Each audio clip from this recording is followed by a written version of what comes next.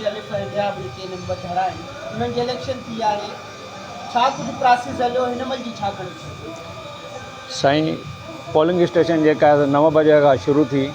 ॿिन्ही दोस्तनि धुरियुनि खां असां जेको आहे लिखाए वरितोसीं त अमन अमान सां जेको मसइलो सही पियो हले फस्ट क्लास पियो हले हलंदे हलंदे कुझु दोस्तनि जेको आहे इल्ज़ाम आयो साईं चेयरमैन साहिब ते त हुन जेको आहे बेल्ट पेपर चोराया बहरहाल उन्हनि खे असां वरी बि थधे करण जी कोशिशि कई त ॿिन्ही धुरियुनि खे पोइ हिकु धुर चयो त इलेक्शन जेको आहे त बंदि थींदी ऐं ॿी धुर चयो त इलेक्शन हलंदी असांजो को बि अहिड़ो कोन हुयो सबबु जो असां पोलिंग खे बंदि कयूं असां पंहिंजी प्रोसेस खे जारी रखियो ऐं 3.5 खां पोइ जेको आहे चेयरमैन साहिबु हलियो वियो ॿाहिरि उनजी बक़ाया टीम बि हली वई ऐं असां पंहिंजे हिन ते हलायोसीं कमु छो त कुझु दोस्त जेके अंदरि बीठा कुझु लेडी टीचर्स हुयूं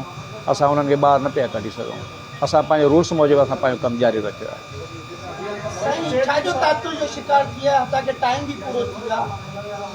हिन धुर जो छा ते एतिराज़ हो जो 3 बजे पोलिंग अमल बंदि थियो ऐं तव्हांखे निगरान तौरु हिते जेको आहे आंदो हुयो साईं हुन दौर इहो एतिराज़ करे हू वॉकआउट करे विया त जेको आहे पोलिंग स्टेशन बंदि कई वञे जॾहिं त बंदि करण जो कोई जवाबु न हुयो उनजे करे असां जेकी बि दोस्त अंदरि हुया या आदियूं असांजी लेडी टीचर हुयूं असां उन्हनि खे वोट कराया ऐं हाणे जेको बंदि जो सबबु आहे असां इन इंतज़ार में वेठा आहियूं जेकॾहिं हू कोशिशि इहा ई आहे असांजी त हू दोस्त बि अचनि ऐं पंहिंजी गणप में शामिलु थियनि ताकी असां पंहिंजो रिज़ल्ट जारी करे सघूं पर हू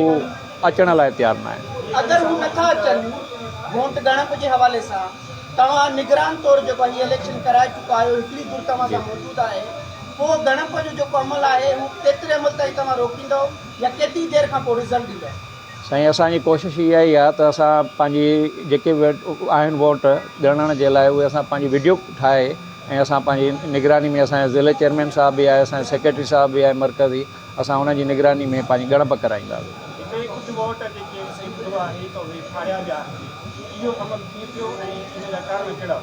सर फाड़िया न विया आहिनि बल्कि हुननि दोस्तनि जो चवणु आहे त हिन दोस्त फाड़े करे हुन मां हुन में विझण जी कई आहे बाक़ी उहे साबित हुया फाटा न आहिनि अच्छा सर रिज़ल्ट तव्हां गणप खां पोइ केतिरी देरि में अनाउंस कंदव